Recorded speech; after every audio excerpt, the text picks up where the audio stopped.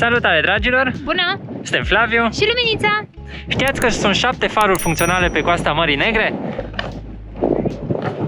Ăsta e unul dintre ele. Suntem la Mangalia și am venit să-l vedem pe primul și probabil cel mai cochet dintre ele. Farul a fost construit în 1958 și a fost reabilitat de curând, în 2018, odată cu modernizarea întregului port Mangalia. Acesta este micuț, are o înălțime de aproximativ 10 metri și bate o lumină albă pentru vapoarele care doresc să intre în port, ce poate fi văzută la aproximativ 40 de km în mare. Este boiem și locul este de-a dreptul instagramabil.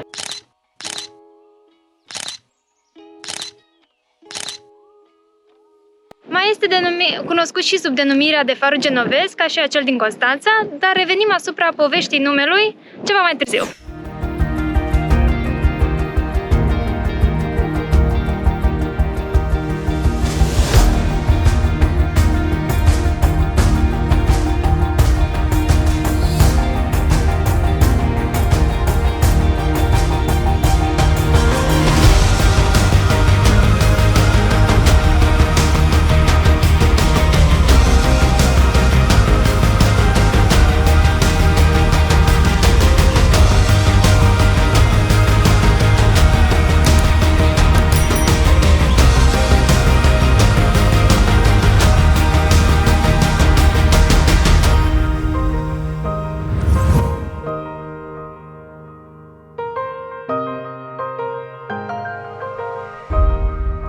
Faleza până la far nu este foarte bine întreținută, ar merita investiți niște bănuți, dar faleza de la port arată foarte bine, modernă și sunt o grămadă de embarcațiuni.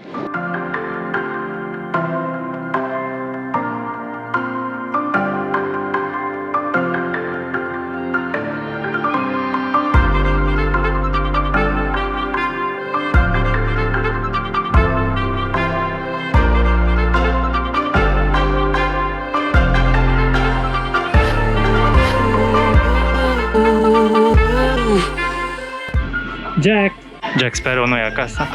Aparent în Mangalia există un Hall of Fame similar cu cel din București. Probabil se vrea a fi o variantă a celebrei Walk of Fame din Hollywood. Ce mișto sună, Walk of Fame of Mangalia. Sau Mangalia Walk of Fame. De aici mergem să vedem cel mai vechi far funcționabil de pe teritoriul României. Să vedem, știți care este? Suntem la Tuzla. Din păcate am aflat că farul face parte dintr-un obiectiv militar și nu prea ne putem apropia de el. Este acolo. Însă aici pe plaja de la Tuzla am descoperit două buncăre ce făceau parte din fortificația României din al doilea război mondial.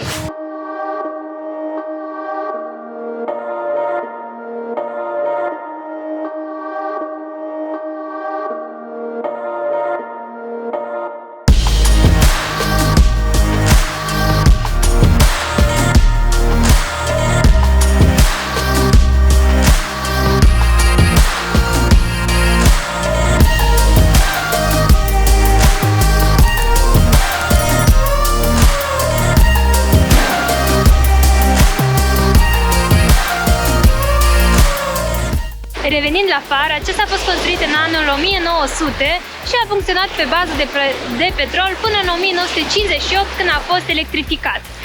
La construcția acestea a participat și inginerul Angel Salini, care a construit și podul de la Cernavodă, ce poartă numele.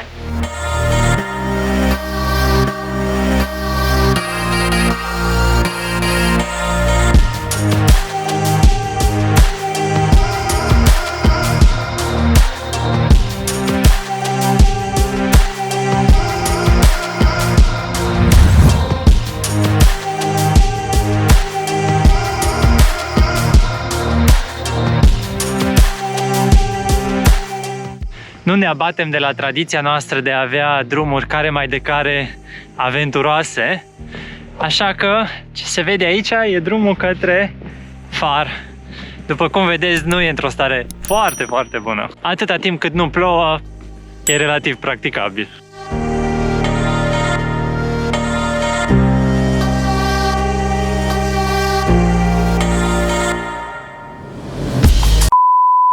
Tentativa noastră de a filma alte 3 faruri din Constanța a eșuat lamentabil, fiindcă farul Carol și farul alb și alb-roșu se află în perimetrul unei unități militare din portul Constanța. Și când am vrut să ne apropiem, am spus că vrem doar să vizităm, n-am mai menționat că vrem să filmăm. Paznicul a fost, nu, nici de afară, nu.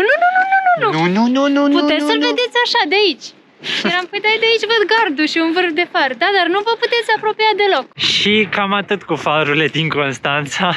Îl avem pe acel genovez. Da, mai putem să vizităm farul genovez, care este și un muzeu. El nu mai funcționează astăzi. Cred că acum e moment bun să povestesc și care e treaba cu denumirea de far genovez. Exact.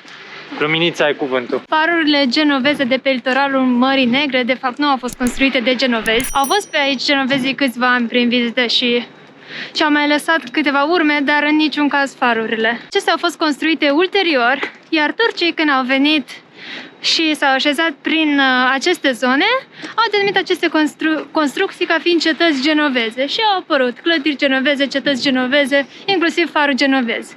Astfel că în amintirea foștilor genovezi care de fapt nu au lăsat farul, au fost denumite farurile de aici, care sunt micuțe și cochete.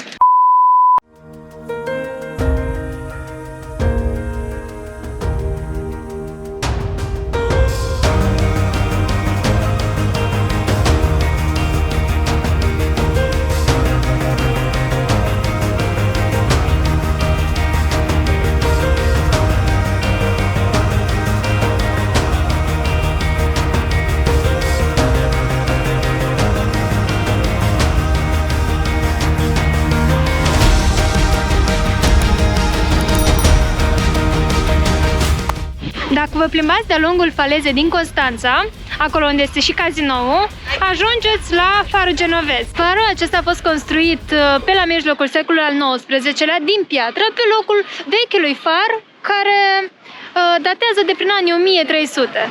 Deci timp de vreo 700 de ani în locul acesta a fost un far. Din păcate nu mai este funcțional. Odată cu apariția celorlalte 3 faruri din portul Constanța, acesta și-a pierdut funcționalitatea. Acum este doar un loc de vizitat, un potențial muzeu. Meanwhile, Vestea bună e că se renovează cazinoul. Sperăm să ne bucurăm de el curând.